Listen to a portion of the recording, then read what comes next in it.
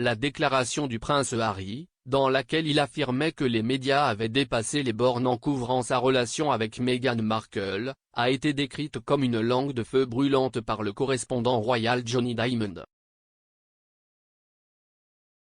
La famille royale a fait l'objet d'un documentaire controversé de la BBC Les Princes et la Presse, présenté par Amol Rajan. Le premier épisode de l'émission en 2 parties, diffusé lundi, a examiné la relation entre les médias et le prince William et Harry. Il a examiné comment les princes ont essayé de gérer la presse et la tension entre les rôles dans lesquels ils sont nés et leur désir d'une vie privée. Le documentaire a également revisité la déclaration sans précédent de Harry dans laquelle il accusait les médias de franchir une ligne avec leur couverture de sa relation avec Meghan. Il a affirmé dans une déclaration extraordinaire de 2016 qu'il y avait eu des nuances raciales dans la couverture médiatique et qu'il craignait pour la sécurité de Meghan. Dans le documentaire, la correspondante royale de Sky News, Rhiannon Mill, a rappelé sa surprise lorsque la déclaration a été publiée pour la première fois. Madame Mills a déclaré « J'étais assise à la maison, c'était, un matin de semaine, et tout d'un coup, cette déclaration tombe dans ma boîte de réception. Et pour une famille dont nous entendons toujours ce mantra ne jamais se plaindre, ne jamais expliquer, c'était extraordinaire. » Le duc de Sussex, qui à l'époque ne sortait avec Meghan que depuis quelques mois, a publié la déclaration via un porte-parole royal. Il a été largement surpris au Royaume-Uni, en raison de son langage direct et franc, qui s'écarte des communications royales laconiques et coutumières. Le correspondant royal de la BBC, M. Diamond, a déclaré « C'était une langue de feu brûlante, cette déclaration, et ce n'est pas ainsi qu'un conseiller de presse aurait formulé quoi que ce soit. » Mais, Harry, a senti qu'il voulait le faire. La déclaration était également unique dans sa référence directe et publique à la vie privée d'un membre de la monarchie. Le communiqué affirmait « La semaine dernière a vu une ligne franchie. Meghan a fait l'objet d'une vague d'abus et de harcèlement. Certaines d'entre elles ont été très publiques, la diffamation en première page d'un journal national, les nuances raciales des commentaires, et le sexisme pur et simple et le racisme des trolls des médias sociaux et des commentaires d'articles sur le web. »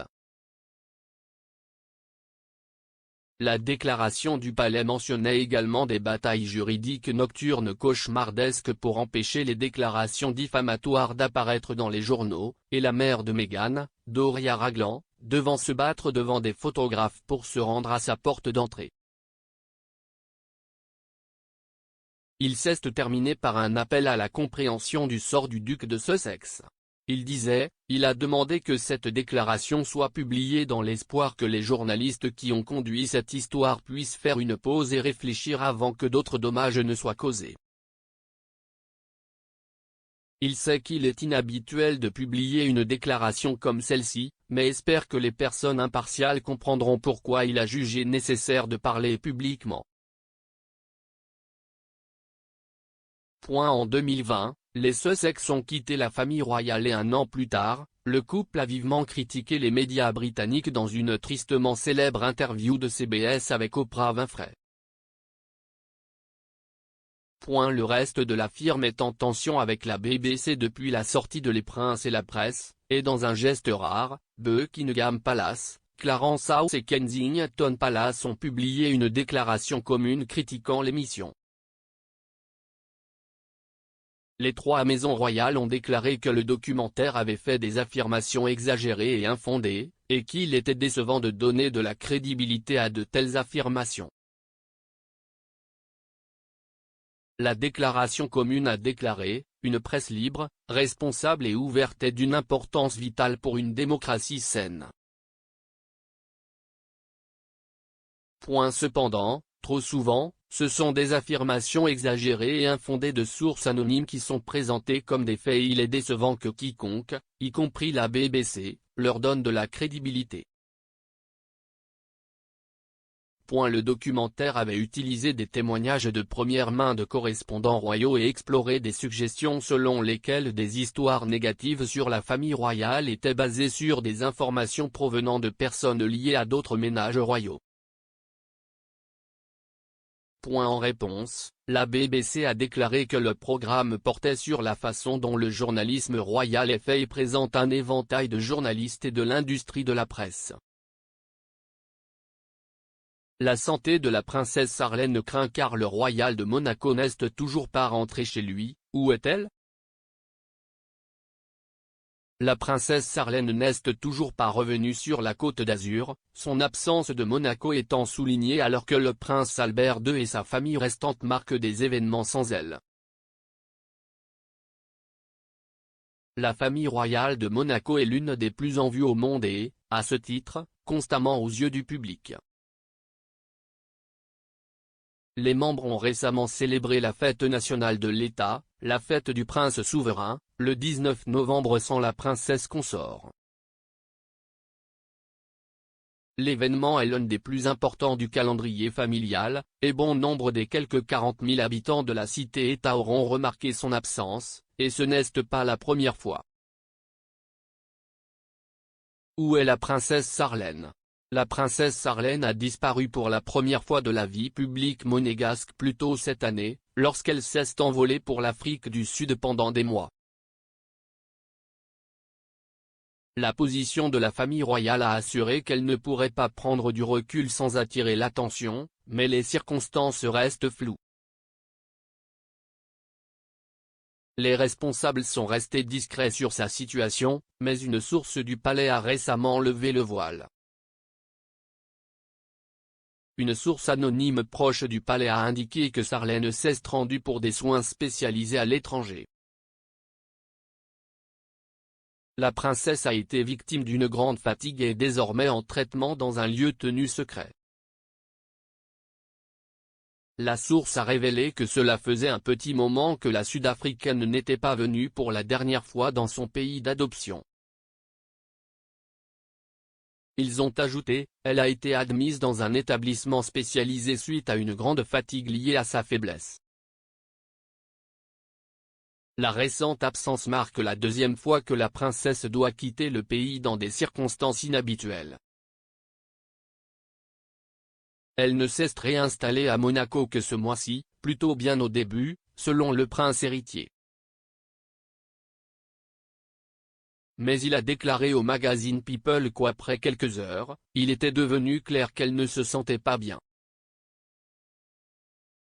Sans entrer dans les détails de ses problèmes de santé, il a déclaré que sa femme était épuisée, physiquement et émotionnellement. Il a ajouté qu'elle était débordée et incapable de faire face à ses fonctions officielles, la vie en général et la vie de famille. Les amis de la princesse ont déclaré qu'il était préoccupé par le récit du prince héritier des difficultés récentes de sa femme. Une source s'adressant à Page 6 a accusé la famille royale de Monaco de minimiser la crise, qualifiant sa récente représentation médiatique de injuste. Ils ont ajouté qu'elle avait failli mourir en Afrique du Sud alors qu'elle souffrait d'une infection grave résultant d'une intervention chirurgicale précédente. Au cours des 6 derniers mois, a déclaré la source, elle n'a pas pu manger d'aliments solides en raison de sa maladie. Et elle n'a absorbé que des liquides à travers une paille, lui faisant perdre près de la moitié de son poids corporel. Son séjour en Afrique du Sud est tombé pendant ce qui aurait été son 10e anniversaire avec son mari, déclenchant des rumeurs d'une rupture en cours que le couple a catégoriquement démenti. La source de Page 6 a déclaré que la princesse avait désespérément manqué à ses enfants et à son mari. Ses enfants, les jumeaux de 6 ans Gabriella et Jacques, attendaient avec impatience son retour et l'ont montré la semaine dernière. Le couple est apparu sur un balcon aux côtés de leur père lors de la fête du prince souverain, tenant des pancartes avec des messages pour leur mère. Les caméras les ont capturés brandissant des pancartes en papier indiquant « Tu nous manques maman et nous t'aimons maman ». Le prince se tenait derrière eux, saluant la foule rassemblée à l'extérieur.